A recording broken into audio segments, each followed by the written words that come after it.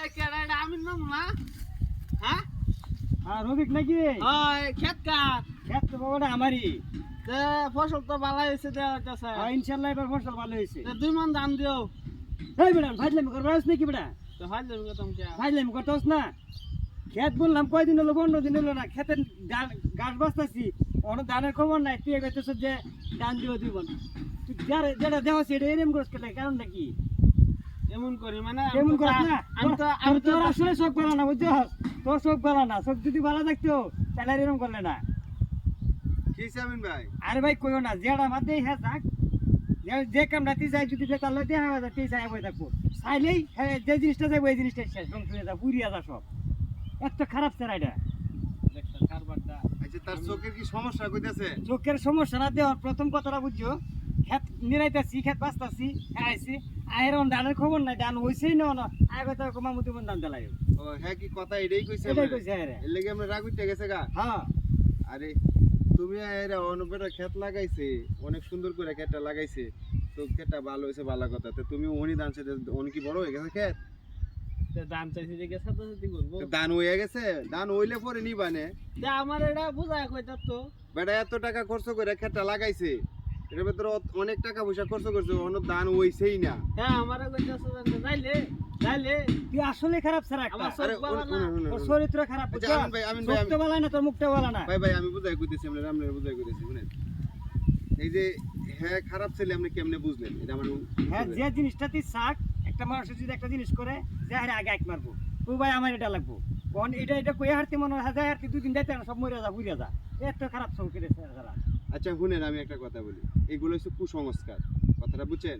যে অমুকের চোখ মারলে এটা হয়ে যায়, অমুকে এটা করলে এটা হয়ে যায়, এগুলো হচ্ছে কুসংস্কার। এগুলা নিয়ে কোনো সময় ঝগড়া করেন না। একজনের দেখে ভালো মন্দ বলতেই পারে, এই জন্য আপনি ওই একজনের খারাপ বলতে পারেন না, বা ওর চোখের সমস্যা আছে এটা আপনি বলতে পারেন না, কারণ এগুলো হচ্ছে কুসংস্কার। আগের মানুষগুলো এগুলো বলতো, ঠিক আছে? আর এখন কিন্তু এগুলো বিশ্বাস করে না। আর আপনার ক্ষেতের একটা সমস্যা হইলে সরাসরি আপনি কৃষি অফিসে চলে যান, ওইখান থেকে ভালো একটা সমাধান নিয়ে আসেন। তো ওনারে ওদের দোষারোপ করে লাভ নাই, কথাটা বুঝছেন? তো আর আপনার একটা কথা বলি, আপনি যে কোনো জায়গায় যাই আর একজনের মানে যে একটা জিনিস বুঝার মতো করে বলবেন, যে উনার দান উঠলে বড় হইলে তারপরে আপনি বলতে পারেন যে ভাই, বা দান মানে হইয়া হারলে যে সময় ওনার ঘরে নিয়ে উঠায় ওই সময় আপনি গিয়ে 1 মন 2 মন দান চাইলে দিব। কিন্তু আপনি আগে এক হাতে হইছে না, এখনই কথাটা কইছেন, এই রাগ উঠে গেছে। তো এরকম করেন না, ঠিক আছে? আচ্ছা আর কোনোদিন এরকম করিস, এরকম করলে তাহলে মনে কর যে শুনেন, লাঠিটা তোর বাইরে আমার কথা শুনেন, আমি যে কইছি বুঝছেন? আপনার কথা ঠিক আছে, আপনার সঙ্গে কথাটা যুক্তিসঙ্গত, আপনার কথাটা যুক্তিসঙ্গত, নাইলে এই যে আর লাগে এই যে এটাই করার লাগবো, নাইলে ভালো হইতো না কোনোদিন। না না, এই সব দরকার নাই। হ্যাঁ আমি ভাইয়া কই, ভালো হইও। যাও যাও যাও। ভাই আমনের একটা কথা বলি, রোজা রমজানের দিন এত সেট করে উঠেন কি লাগে?